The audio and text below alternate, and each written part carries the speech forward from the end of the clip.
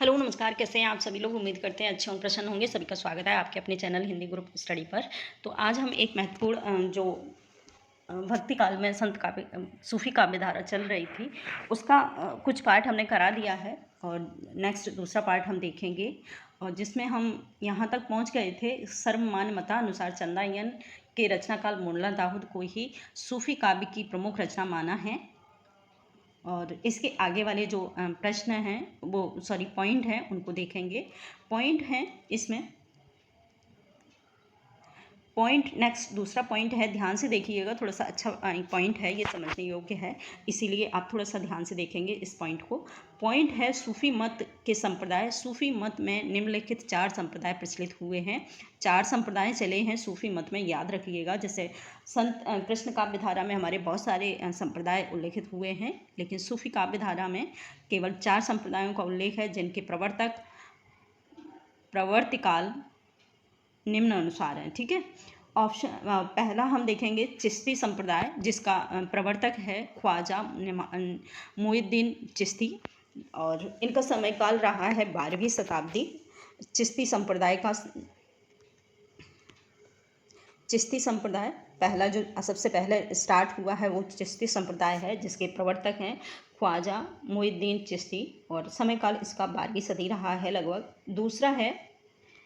दूसरा इसका संप्रदाय है सुहरावर्दी संप्रदाय। सुहरावर्दी संप्रदाय के प्रवर्तक हैं जलालुद्दीन सुर्ख पोसा और समय काल इसका रहा है 13वीं शताब्दी के लगभग। इसके बाद आता है कादरी संप्रदाय। कादरी के प्रवर्तक हैं अब्दुल कादरी जिलानी और समय काल रहा है 15वीं शताब्दी के लगभग। और नेक्स्ट और लास्ट जो संप्रदाय है वो है नक्शबंदी संप्रदाय। ख्वाजा अलाउद्दीन नक्शबंद के प्रवर्तन में ये इसका उल्लेख स्थापित हुआ है और समय काल है इसका 16वीं शताब्दी। ठीक है, अब देखेंगे सूफी साधना की आस्थाएं। प्रमुख सूफी साधना की कौन कौन सी आस्थाएं हैं, जिस आधार पर सूफी जो अनुयायी हैं अपने आप को एक श्रेष्ठ साबित करने का दावा करते हैं।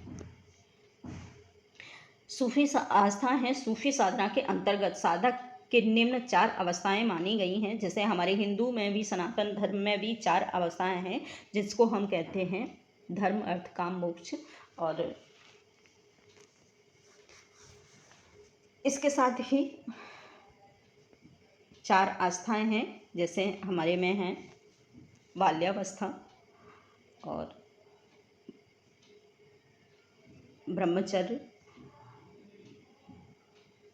ब्रह्मचर्य और गृहस्थाश्रम, उसके बाद है प्रौढ़ाश्रम, वृद्धाश्रम। इसके जैसे ही और इनका भी उल्लेख हुआ है। इनको हम देखते हैं, इनका कौन कौन से हैं। इनका पहला है शरीकत को नासूत भी कहा जाता है। धर्म ग्रंथों के विधि निषेधों का सम्यक पालन करना होता है। इस समय अवस्था में इंसान को अपने धर्म के आधार पर उल्लेख किया जाता है, उनका पालन करते हैं। दूसरा है तरीकत, मलकूत कहा जाता है। शुद्ध हृदय से ईश्वर का स्मरण किया जाता है। इसके बाद आता है हकीकत, जबरूत। भक्ति के प्रभाव से सत्य का सम्यक बोध हो जाता है। जब आदमी पहले अपनी नियमबद्धता के अनुसार अपने आप को सीमित करता है, उसके बाद भगवान की भक्ति में लीन होता है। और हकीकत में भगवान जब लीन होता है तो एकदम भगवान के साक्षात दर्शन करता है, जिसे हकीकत का नाम दिया गया है, या इसे जबरूत बोल सकते हैं। तो हकीकत में आदमी भगवान के एकदम आमने सामने होता है और बिल्कुल सम्यक बोध करता है भगवान का या परमात्मा का। इसके बाद आता है मार्फियत, इसे लाहूत भी कहते हैं। कठिन व्रतों से प्राप्त सिद्धावस्था, जिसमें साधक परमात्मा में लीन हो जाता है। इस अवस्था को आत्मरूप का या जीवन प्राप्त करती है। मतलब जब ये सब हो जाने के बाद आदमी अपने आप को खो देता है और वो भगवान की भक्ति में लीन हो जाता है, उसे अपना कोई भी अपना वो नहीं रहता है होश, और वो पूरी तरह भगवान के प्रति समर्पित हो जाता है। लास्ट में जो है मार्फियत उसका, ठीक है। इसके साथ अब हम देखेंगे विशेष तथ्य और जानकारी जो सूफी संत के लिए बहुत ही महत्वपूर्ण हैं। सूफी संत काव्य की महत्वपूर्ण विशेष तथ्य हैं जिन्हें आप लोग नोट डाउन भी कर सकते हैं। पहला है, भारत में सूफी लोग या सूफी मत का आगमन 12वीं शताब्दी में हुआ है। ध्यान रखिए कि 12वीं शताब्दी में इसका उल्लेख हुआ है। दूसरा है, सूफी मत का मेरुदंड प्रेम है। प्रेम के बिना हम सूफी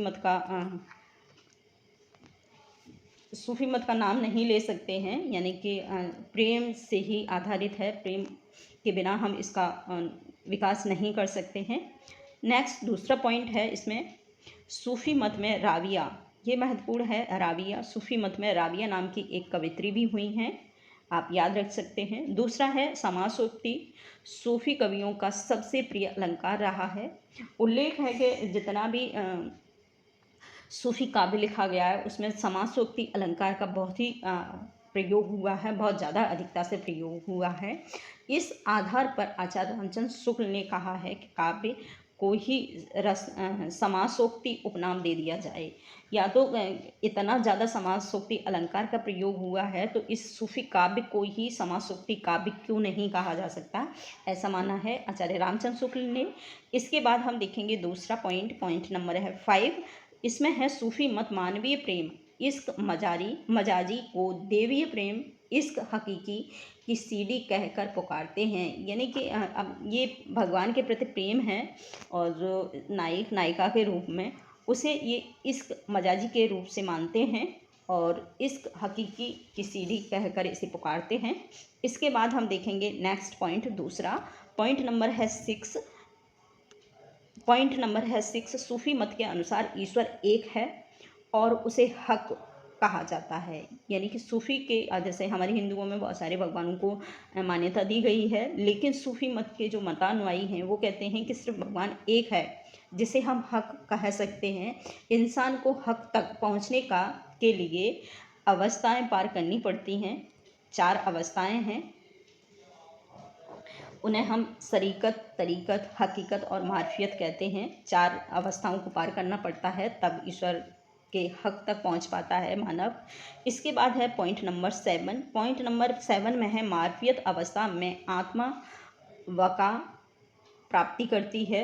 यानी कि आत्मा, रूह, यानी कि जो हमारी आत्मा है, वका मतलब जीवन को प्राप्त होती है। वका की स्थिति में वास्तविक प्रेम और इश्क की कल्पना की जा सकती है। वका में ही आत्मा अनहलक की अधिकारिणी होती है। यानी कि एक अवस्था है मार्फियत, जो लास्ट में हमने बताया था मार्फियत है। मार्फियत में ये होता है कि मतलब मानव अपने आप को भगवान ही रूप दे देता है, भगवान के रूप में एकदम समर्पित हो जाता है कि आत्मा और भगवान यानी कि परमात्मा दोनों में कोई अंतर विशेष नहीं दिखता है, और इसे मार्फियत का नाम दिया गया है सूफी काव्यधारा में। इसके बाद आता है पॉइंट नंबर 8 में है, अद्वैतवादियों की तरह सूफी साधना भी इंसान और हक ईश्वर में अंतर नहीं मानता है। यानी कि अद्वैतवाद जो दर्शन है हमारा, उसमें भी यही है कि साधक और भगवान में दोनों में जब एक दूसरे के प्रति समर्पण हो जाता है तो उसमें कोई अंतर नहीं बचता है। वैसे ही सूफी मत में है, जो लास्ट इसकी अवस्था है मार्फियत, उसमें भी कोई अंतर नहीं बचता है। इसके बाद हम देखेंगे पॉइंट नंबर 9 में है, सूफी मत में भगवान स्त्री के रूप में स्वीकार की गई है। कि यानी कि सूफी मत में हमेशा भगवान को एक स्त्री रूप में माना है, नायिका के रूप में माना है, और आत्मा को एक नायक के रूप में संबोधित किया है। इसीलिए बहुत सारी हमारी रचनाएं हैं, जैसे पद्मावत है, बहुत सारी ऐसी रचनाएं हैं जिसे स्त्री के रूप में संबोधित किया है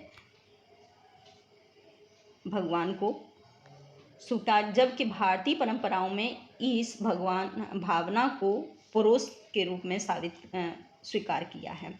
ठीक है, ऐसा बोला है। इसके बाद है लास्ट 10 पॉइंट नंबर है लास्ट और आज इतना ही देखेंगे। इसके बाद है हकीकत अवस्था में वह अनहलक अहम ब्रह्मस्य का अनुभव करने लगता है।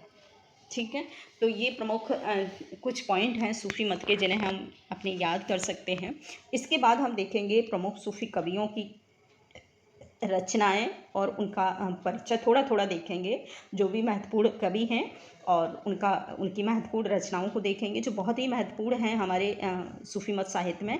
तो अब नेक्स्ट वीडियो में हम ये देखेंगे कि सूफ़ी मत के कौन कौन कवि हैं और प्रमुख रचनाएं हैं। तो थैंक यू, जुड़े रहिए ऐसे ही हमारे चैनल से। और वीडियो अच्छा लगे तो एक लाइक ज़रूर दिया करें, साथ ही कमेंट ज़रूर करा करें। वीडियो आपको अच्छा नहीं लगता है या अच्छा लगता है, जैसा भी लगता है तो आप एक कमेंट ज़रूर दिया करें। Thank you.